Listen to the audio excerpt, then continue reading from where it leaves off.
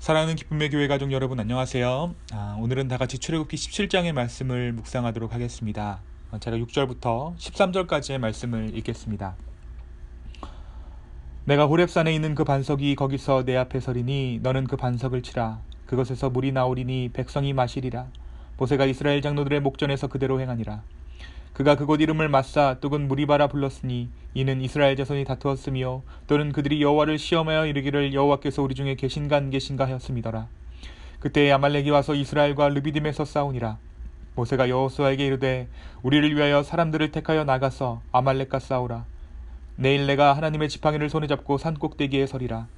여호수아가 모세의 말대로 행하여 아말렉과 싸우고 모세와 아론과 훌은 산 꼭대기에 올라가서 모세가 손을 들면 이스라엘이 이기고 손을 내리면 아말렉이 이기더니 모세의 팔이 피곤함에 그들이 돌을 가져다가 모세의 아래에 놓아 그가 그 위에 앉게 하고 아론과 훌이 한 사람은 이쪽에서 한 사람은 저쪽에서 모세의 손을 붙들어 올렸더니 그 손이 해가 지도록 내려오지 아니한지라. 여호수아가 칼날로 아말렉과 그 백성을 쳐서 무찌르니라. 아멘. 우리가 어제 말씀 가운데 만나와 메추라기로 광야의 이스라엘 백성들을 먹이시는 하나님을 이야기했습니다. 하나님은 이스라엘 백성들이 먹는 식량을 매일의 삶 가운데 신실하게 내려주시고 또 그것을 어떻게 이스라엘 백성들이 다루는가를 보시고는 그들의 신실함을 가늠하셨습니다. 일상 중 주어지는 은혜와 그 주어지는 은혜를 어떻게 간수하고 흘려보내는가가 하나님의 백성됨을 결정하는 중요한 요건이었음을 우리는 어제 말씀을 통해 알 수 있었죠.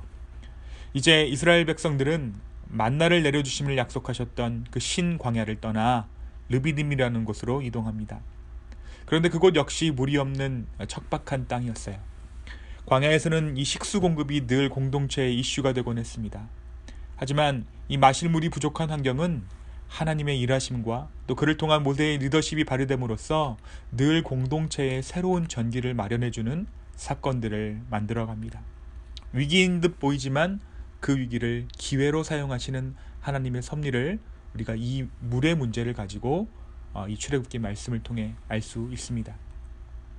마실 물이 사라지자 르비딤에서의 이스라엘 백성들은 애굽 백성들보다 더 원색적이고 더욱더 인간의 근본을 나타내는 쓴말들을 뱉어냅니다. 잘 생각해보면 애굽은 그나마 적군으로 받아들이고 싸그리 죽이거나 싸그리 멸망하게 해달라고 하나님께 호소하면 됐었지만 이스라엘 민족은 그럼에도 불구하고 적군이 아닌 공동체로 광야길을 걸어야 했던 사람들이었습니다. 사실 진짜 적은 내부에 있다라는 말처럼 모세에게는 이 이스라엘 민족이 애굽보다 상대하기 버거운 상대였습니다. 하지만 언제나 모세 편인 분이 계십니다. 언제나 모세의 편에 서서 모세를 보호하시고 모세의 소원 가운데 응답하시는 분이 계시죠. 이 상황 저 상황에서도 늘 모세의 편이 되어주시는 그분, 바로 이 출애굽을 인도하고 계시는 하나님이십니다. 주님께서는 모세의 지팡이를 통해 다시 한번 반석에서 샘물을 솟게 하심으로 이스라엘 백성들에게 생수를 공급해 주십니다. 그러나 이스라엘 백성들이 목을 채 축이기도 전에 이번에는 아말렉 족속이 이스라엘 민족을 급습합니다. 이 전쟁에서 큰 공을 세운 것은 모세를 이어 후에 이스라엘 백성들을 가나안으로 이끌 여호수아입니다. 이 전쟁은 우리에게 한 가지 큰 특징으로 잘 알려져 있죠. 모세가 팔을 들면 이기고 모세가 팔을 떨어뜨리면 전투에서 수세에 몰리는 그러한 전쟁이었습니다. 이 피말리는 아말렉 전투에서 아론과 훌 두 사람은 지팡이 든 모세의 팔을 양쪽에서 맞들어 함께 그 일을 감당합니다. 결국 우리가 읽은 대로 그 전쟁에서 여호수아가 이끄는 이스라엘 백성들은 아말렉 족속을 쳐부수게 됩니다. 첫 번째 전투가 이스라엘의 승리로 이어진 것입니다. 사랑하는 여러분, 오늘 출애굽기 17장이 말하는 두 가지의 사건은 비록 두 부분으로 나누어져서 짤막하게 기록되어져 있지만 그 내용을 통해 우리는 굉장히 다이내믹한 하나님의 일하심을 볼 수 있습니다. 또한 그 다이내믹한 하나님의 움직임 속에서 모세는 하나님의 장엄한 그 일을 온몸으로 받아내고 있는 한 인간의 모습을 보여주고 있어요. 사랑하는 여러분, 하나님 안에 산다는 것은 꽤나 다이내믹한 것입니다. 그것은 그냥 온실의 화초가 되는 것이 아니죠.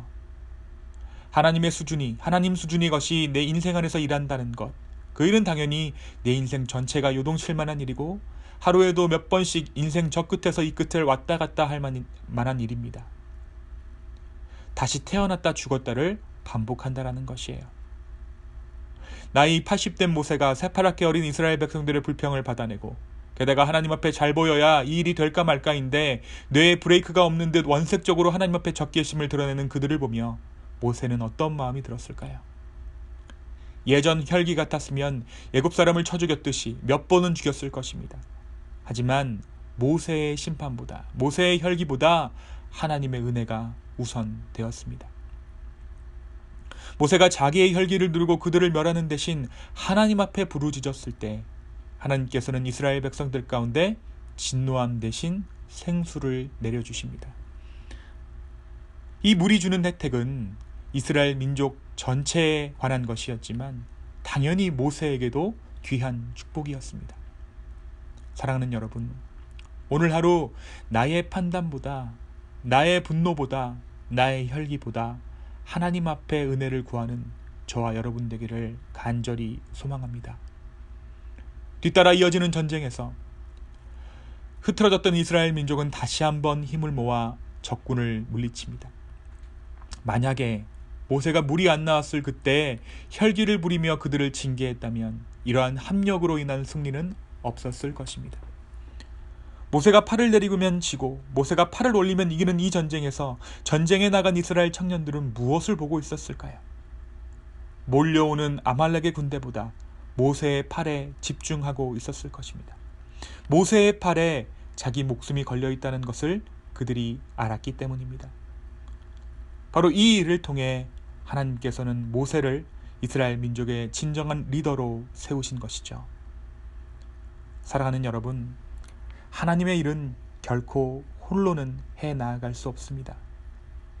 내 옆에서 내 팔을 거들어 하나님 앞에 올려주는 협력자, 또 나 또한 누군가가 하나님 앞에서 서야 하지만 마음이 낙담해 기도할 수 없을 때 팔을 들어 올려주는 그 사람으로 부름받았다는 사실을 기억할 수 있는 저와 여러분 되었으면 좋겠습니다. 자기를 죽이려고 달려들었던 이스라엘 백성들을 위해 80살의 나이에도 불구하고 산 꼭대기에 올라가 손을 들어 그들의 승리를 빌었던 모세의 모습, 이것이 하나님 앞에 선 그리스도인들의 모습입니다. 고통으로 신음하고 있는 이 세상을 향해 우리는 무엇 해야 할까요? 또한 이 교회가 하나님 앞에 하나님의 공동체로 바로 서기 위해 우리는 무엇 해야 할까요? 오늘 이 말씀, 이 출애굽기 17장의 말씀을 우리의 마음에 담고 다시 한번 우리의 손을 들어 이 세상을 위해 중보하고 교회를 위해 기도하는 기쁨의 교회 성도들 될 수 있도록 간절히 축원합니다. 이 시간 함께 기도하겠습니다. 주님, 하나님의 신실하심이 오늘도 우리의 삶을 이끄시는 줄로 주여 믿습니다. 아버지, 온전히 주님을 더욱더 신뢰하게 하셔서 더욱더 믿게 하셔서 우리의 혈기와 우리의 화가, 우리의 분노가 우리의 인생을 결정짓는 것이 아니라 하나님의 은혜가 우리의 삶을 인도하게 하여 주시옵소서. 주님, 이 모세의 고통과 이 모세의 마음을 우리가 조금이라도 헤아리기를 원합니다. 또한 그 가운데 일하시는 하나님의 신실하심을 우리의 인생 가운데도 맛보기를 소원합니다. 주여, 우리의 인생을 주관하여 주시옵소서. 감사합니다. 이 모든 말씀 예수 그리스도의 이름으로 기도하였습니다. 아멘.